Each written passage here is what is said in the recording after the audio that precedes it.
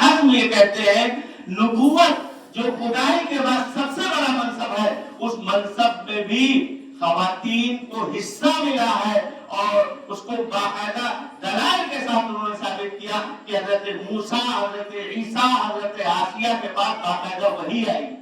اگرچہ جمہور علماء نے، امت کے تمام علماء نے اس بات پر اتفاق کیا ہے کہ نبوت صرف مردوں میں رہی ہے، عورتیں نبیاں نہیں بنی ہے، لیکن علماء کا ایک بہت بڑا طبقہ جو اس طرف گیا ہے، جس میں امام ابن حزم بھی ہے جو بہت بڑے عالم ہے، ان کی تحقیق یہ ہے کہ عورت نبیہ ہو سکتی ہے، تو نبوت سے بڑھ کر اور کوئی منصب و مرتبہ نہیں ہے۔ لیکن کب؟ جب آپ علم سے آشنا ہوں گے۔ حضرت نبی کریم صلی اللہ علیہ وسلم ایک حدیث بیان کر کے تشریف لے گئے، انہوں نے خواتین کا مقام اور مرتبہ واضح فرما دیا۔ آپ نے صحابہ سے فرمایا آدھا علم عائشہ سے سیکھو اور آدھا علم تمام صحابہ سیکھو۔ بہت تمہارے یاد رکھنے کے قابل یہ حدیث ہے۔ آدھا علم کون سا علم؟ وہ علم جو حضرت نبی کریم صلی اللہ علیہ وسلم نے اپنی پوری زندگی میں اور نبوت کے پورے زمانے میں انہوں نے صحابہ کرام نے اس علم کو بکھیرا ہے اور پھیلایا ہے، وہ تمام کا تمام علم اس کا ایک حصہ تمام صحابہ اپنے اپنے سینوں میں سمیٹے ہیں، اور اس کا آدھا حصہ جو ہے تنہا حضرت عائشہ اپنے مبارک سینے میں سمیٹے ہیں۔ علم، اس نبوت کے پورے علم کو دو حصوں میں حضور بات کر کے چلے گئے اور کہا آدھا علم تمام صحابہ سے سیکھو اور آدھا علم تنہا حضرت عائشہ سے سیکھو۔ یہی وجہ ہے عبداللہ ابن عباس رضی اللہ تعالی عنہ جیسا رئیس المفسرین اور تمام کے تمام قرآن اور حدیث کے ماہرین کا بادشاہ عبداللہ ابن عباس رضی اللہ تعالیٰ عنہ جیسے صحابہ شاگرد ہیں حضرت عائشہ صدیقہ رضی اللہ تعالیٰ عنہ سے بڑھ کر اور کیا؟ یہ ذہنیت ذہن سے بالکل نکال دو۔ ایک کتاب ہے، علماء جانتے ہیں، البدائع الصنائع، ایک بہت بڑے محدث کی صاحبزادی تھی، اللہ نے اس کو علم سے بھی آراستہ کیا تھا، حدیث اور تفسیر کا علم بھی تھا، اور اس کے ساتھ ساتھ اللہ نے سورت اور سیرت دونوں چیزوں سے نوازا تھا۔ نہایت خوبصورت بچی تھی اور زیور علم سے بھی آراستہ تھی۔ ظاہر بات ہے کہ اس طرح کی اگر کوئی بچی ہے جو خوبصورت بھی ہو، خوبصورت بھی ہو اور بڑی عالمہ اور حدیث کی ماہر ہو، قرآن اور تفسیر کی ماہر ہو، تو وہ زمانہ وہ تھا جب علم کی قدر تھی۔ اب بڑے بڑے علماء کے رشتے آ رہے ہیں کہ پیغام بھیجے جا رہے ہیں، پیغامات آ رہے ہیں کہ اس بچی سے ہم رشتہ کرنا چاہ رہے ہیں، اس بچی سے ہم رشتہ کرنا چاہ رہے ہیں، لیکن وہ بچی جن علماء کے رشتے اس کے پاس آئے ان کے علم کو اس نے پرکھا تو اس کے معیار کے نہیں اترے، تو اس نے ایک شرط لگا دی۔ اس نے کہا جو لوگ مجھ سے نکاح کرنا چاہتے ہیں، یہ پیغام اپنے والد صاحب کے ذریعے سے اس نے ایک اعلان دیا کہ والد صاحب آپ کہہ دیجیے جو مجھ سے نکاح کرنا چاہ رہے ہیں وہ لوگ کتاب لکھیں، اور جس کتاب سے میں متاثر ہو جاؤں گی، جس مصنف کی کتاب سے میں متاثر ہو جاؤں گی، اسی سے میں رشتہ کر لوں گی۔ چنانچہ اسی دور میں ایک عالم نے البدائع الصنائع لکھی، اور یہ کتاب جب اس بچی کے سامنے آئی تو اس نے رشتہ قبول کر لیا۔ اور یہ تھی علم کی قدردان لوگ، یہ بچیاں تھیں جو علم کی قدر کرنے والی تھی۔ انہوں نے کوئی ایسی شرط نہیں لگائی کہ جناب جو ہے سیٹھ صاحب ہو، چودھری صاحب ہو، منتری جی ہو، ڈاکٹر صاحب ہو، انجینئر صاحب، کوئی نہیں۔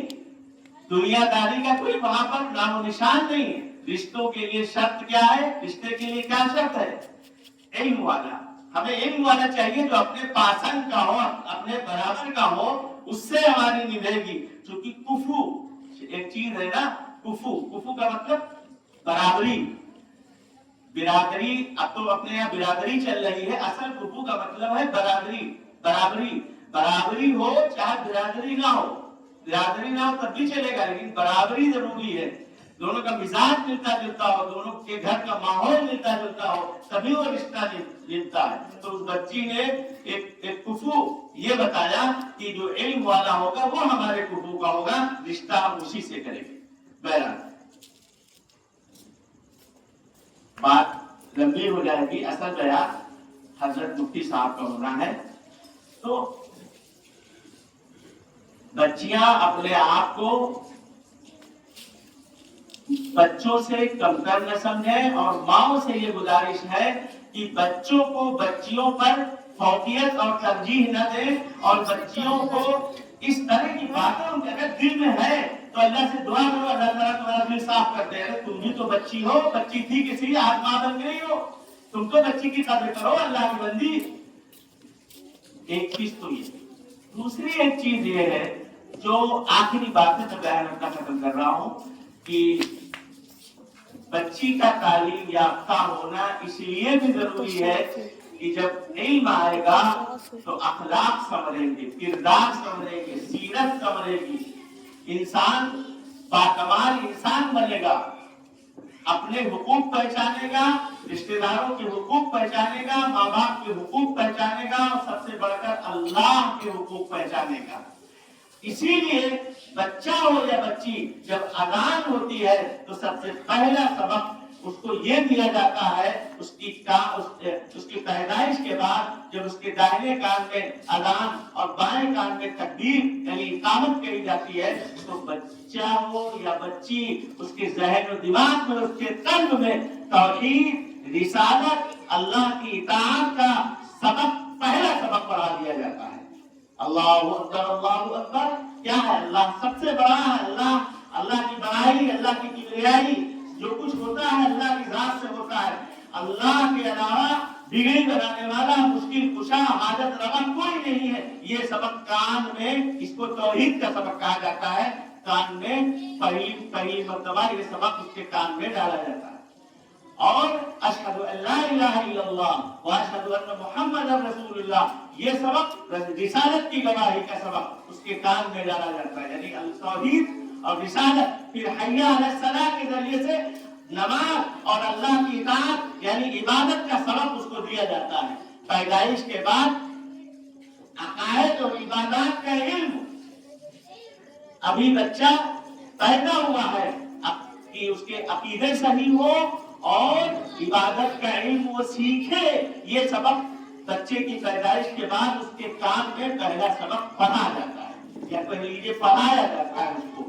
اور حی علی الفلاح کے ذریعے سے یہ بتایا جاتا ہے کہ جب تمہارے عقیدے درست ہوں گے، توحید اور رسالت کے اوپر تم قائم ہو جاؤ گے اور اطاعت اور نماز کی طرف آ جاؤ گے، تو اللہ تعالیٰ تم کو کامیاب کر دیں گے، اور اپنی رضا کا پروانہ اور کامیابی کا پروانہ تم کو دیں گے، اس کا یعنی جنت کی شکل میں اللہ تعالیٰ اپنی خوشنودی اور رضامندی، یہ رزلٹ ہے اور نتیجہ ہے۔ عقیدہ صحیح ہوگا، عبادات اور اطاعت کے ساتھ زندگی گزارو گے تو اللہ تعالیٰ اپنی یہ رزلٹ ہے، اللہ تعالیٰ اپنی رضا نصیب فرمائیں گے، یعنی کامیاب کر دیں گے آخرت کے اندر۔ اس لیے بس انہی چند گزارشات کے ساتھ میں اپنی بات یہیں پر مکمل کرنا چاہتا ہوں۔ ایک بات اور کہہ دوں اگر اجازت ہو، وہ یہ کہ ہر ماں یہ چاہتی ہے کہ ہمارے بچے نیک ہوں، ہماری بچیاں نیک ہوں۔ اس کے لیے ایک گزارش ہے صرف کہ وہ ماں خود کو نیک بنائے۔ اگر ماں اپنے کو نیک نہیں بنائے گی تو نہ بچے نیک ہوں گے، نہ ہر ماں کا یہ جذبہ ہوتا ہے میرا بچہ بہادر ہو، ہر ماں کا یہ جذبہ ہوتا ہے میرا بچہ علم فضل میں کمال میں آگے بڑھے اور ہمارا نام دنیا میں بھی روشن ہو، آخرت ہر ماں کی تمنا ہوتی ہے، لیکن یہ تمنا جھوٹی تمنا ہے۔ ماں اس تمنا کی بھرپائی کے لیے اور اس کو بروئے کام لانے کے لیے یہ لازم ہے وہ ماں زیور علم سے آراستہ ہو، صحیح شریعت کا علم بھی ہو اس کے پاس اور اس پر عمل بھی ہو، یعنی علم اور عبادت اور تقویٰ دونوں چیزیں جب آئے گی تب جا کے نسلوں کو اللہ تعالیٰ قبول کرے گا۔ اس لیے کہ اللہ کے رسول صلی اللہ علیہ وسلم یہ فرماتے ہیں کہ اللہ تعالیٰ نیک فرمانبردار اور اطاعت گزار قوم کی 7 پشتوں تک اس کے اثرات پہنچاتے ہیں۔ نیک ماں جو ہے، تقوی والی ماں، تقوی والا باپ، 7 حدیث سنا رہا ہوں میں، 7 پشتوں تک اللہ تعالیٰ، اس کی 7 پشتوں پر اللہ کی رحمت نازل ہوتی ہے۔ اور جو بد کردار اور بدعمل لوگ ہوتے ہیں، 7 پشتوں تک اللہ کی ان کی نسلوں کے اوپر لعنت ہوتی ہے۔ اس لیے اگر آپ یہ چاہتی ہیں کہ ہمارے بچے نیک ہوں، ہماری بچیاں نیک ہوں، تو اس کے لیے ضروری ہے آپ نیک ہوں، آپ کا کے اندر جو ہے نماز کی پابندی، اللہ کا خوف، گناہوں سے بچنا، موبائل کا بیجا استعمال کرنا، گھر کے اندر فلمیں دیکھنا، گھر کے اندر جو ہے سیریل وغیرہ دیکھنا، یہ اس ماحول سے اپنے گھر کو پاک کیجئے۔ آپ ہی ہے، سمجھ لیجیے ماحول، آپ ہی ماحول بگاڑنے والی ہے، آپ ہی ماحول بنانے والی۔ یہ نہیں ہو سکتا ہے کہ ماں نماز کی پابندی نہ کرے اور بچے نمازی ہو جائیں، یہ نہیں ہو سکتا ہے کہ ماں جھوٹ بولے اور بچے سچ بولے، یہ نہیں ہو سکتا ہے کہ ماں تلاوت نہ کرے صبح اٹھ کر کے اور بچے تلاوت کریں۔ اس لیے ہماری آپ سے گزارش ہے کہ آپ گھر کو اگر چاہتی ہیں دینی رنگ میں رکھنا، تو سب سے پہلے اپنے آپ کو آپ بدلیے۔ اللہ تعالیٰ اس گزارشات کو قبول فرمائے۔ آمین۔ وآخر دعوانا الحمدللہ رب العالمین۔